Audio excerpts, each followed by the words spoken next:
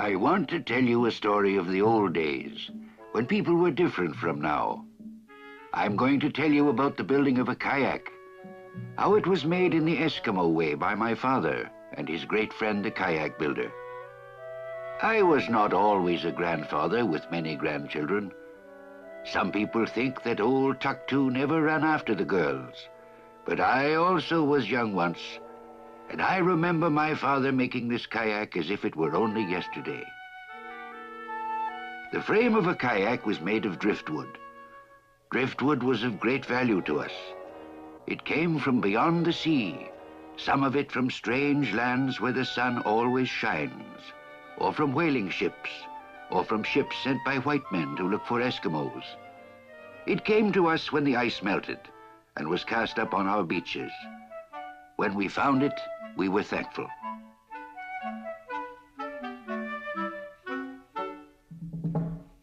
One day I was playing on the beach with a stick I had found. I remembered that my father had gone out early in the morning without a spear or a bow, or even his fishing lines. He is hunting with his bare hands, I thought. Surely my father is the greatest of all hunters. But I was filled with curiosity and wondered what he might catch without a fishing line, or what he might kill without a spear. Then I saw him far away along the beach. Every now and then he would pick something up.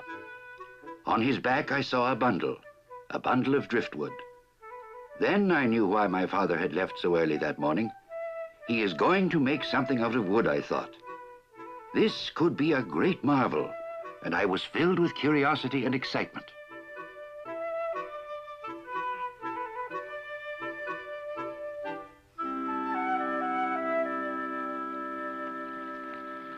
When I arrived at the camp, I found the kayak builder and my father sawing up the wood. The saw was made of iron from a white man's ship. Said my father, "We are going to build a kayak." "Will it be our kayak?" I asked. "Yes," he said. "With it I shall hunt the caribou that swim in the bay. I shall float on the water like a duck. A kayak is a fine thing, and you, Tuktu, will see us build it. If you need a piece of wood of a certain length, you must often join two pieces together. Watch, Tuktu, how we do this with caribou thong. Then we make the join firm with wooden pegs. Watch how I make the holes for the pegs with a bow drill."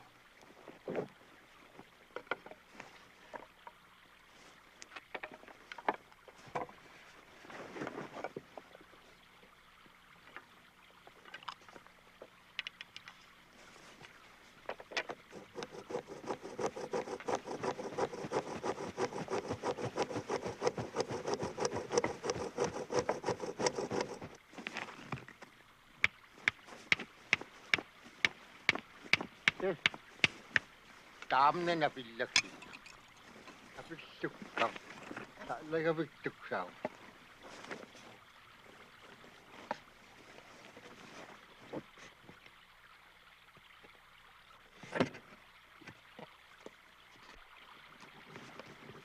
But I wanted to do more than watch. I wanted to use the bow drill myself and cut wood with a saw. Alas, my father and the kayak builder told me I was too young, that I must first learn all about these magic tools by watching. "Do not be impatient, Tuktu," said my father. But I was impatient. If I couldn't help to build the kayak, then I would throw stones. I would practice throwing stones with my mother.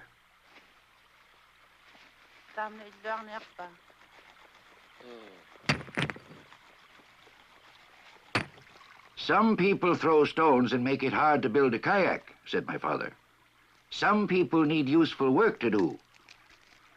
Said my mother, "You must learn, Tuktu, that 3 people cannot always do things quicker than 2. Sometimes 2 people work more quickly. You will be more helpful if you watch carefully and learn how things are made. Then you will grow up and be clever at building a kayak."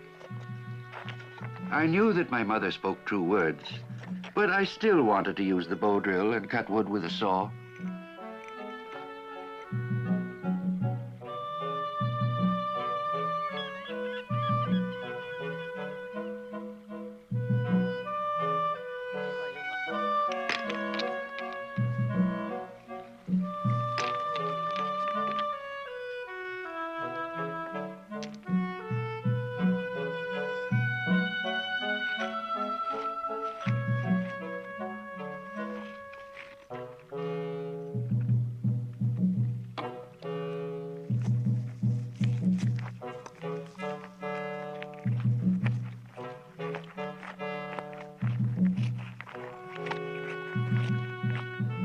said my father, a kayak must have ribs. To make them, wood must be bent into shape. First, we make a fire. Then we boil seal oil in a pot. Then we carefully pour the hot oil over the wood. Thus we soften the wood and then bend the wood into shape.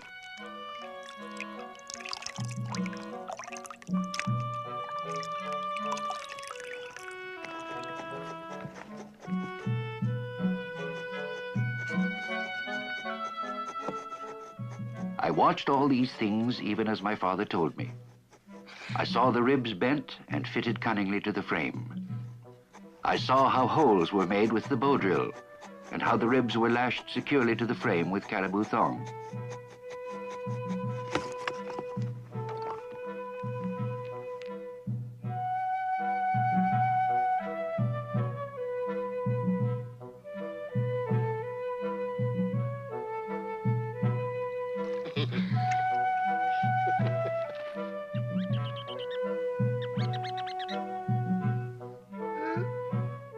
I told my mother, now I have surely learned enough to make a kayak.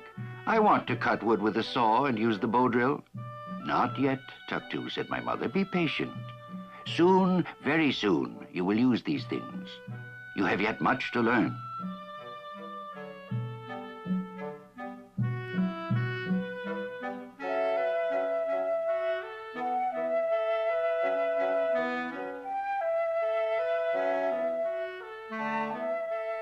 The frame was now ready for the keel strip. Said my father, a whale or a fish needs a backbone. You and I need a backbone. This is the backbone of the kayak. Then I saw them give the kayak a backbone, saw them fasten it securely to the front and back of the frame and to the ribs. Our kayak will now be strong, said my father. And it was so.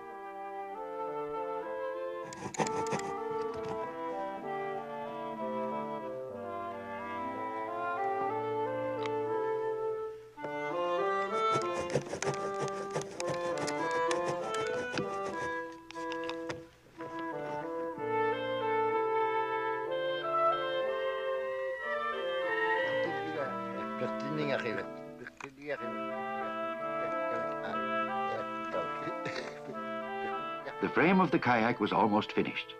I thought, perhaps there are pieces of wood left over that I can cut with a saw. I ran down to the beach. We test the kayak now, said my father. Is it broad enough? Is it high enough? Will it take the paddle without banging on the sides?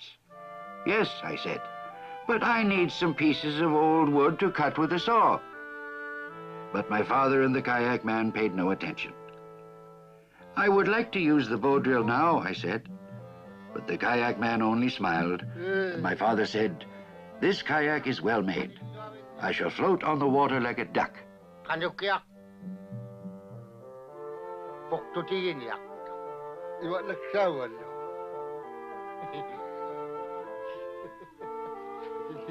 Siyaw. Piksitan nyoy. Piksitan siyaw. Piksitan.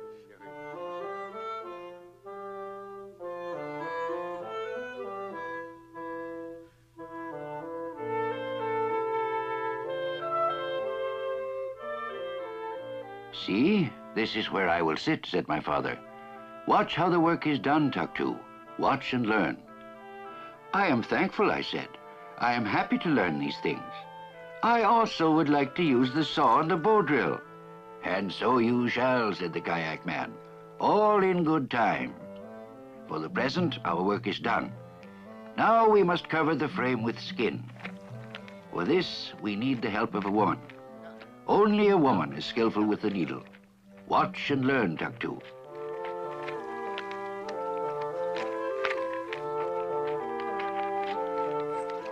Now they brought the frame down to the water, and I saw how the sea was pleased.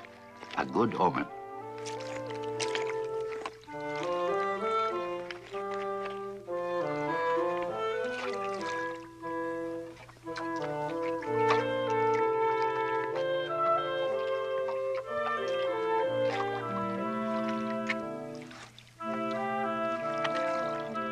The frame, without the covering it was soon to receive, rode evenly and lightly. "It is good," said my father. "All is well."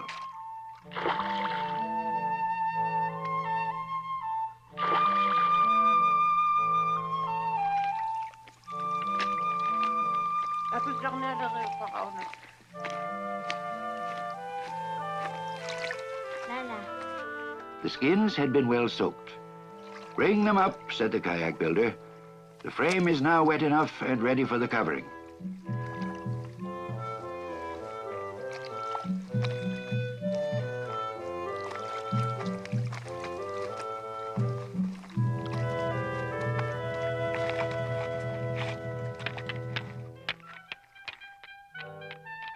Ahiwailo.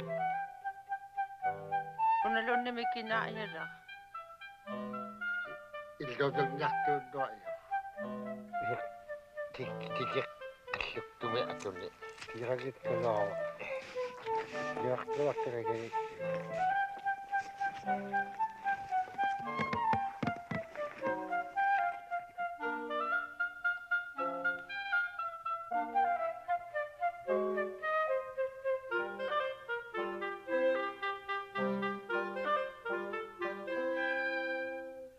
At last the kayak was quite finished.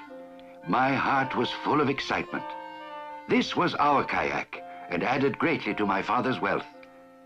Now he would float like a duck and hunt the caribou, even as they swam across the water. I had watched and learned many useful things. I asked my father, "Will you let me cut wood with a saw and make holes with a bow drill?" "Yes, Tuktu, I will," he said. "But first we shall float the new kayak." Smiling, the kayak builder watched my father as he lifted the kayak and set it carefully in the water. "All is well," he said. "I am thankful." "I am also thankful," said my father. "Tuktu shall come with me on my first voyage."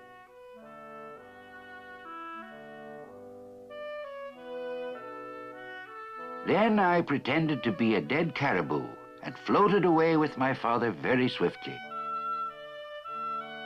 The kayak floated like a duck upon the waves.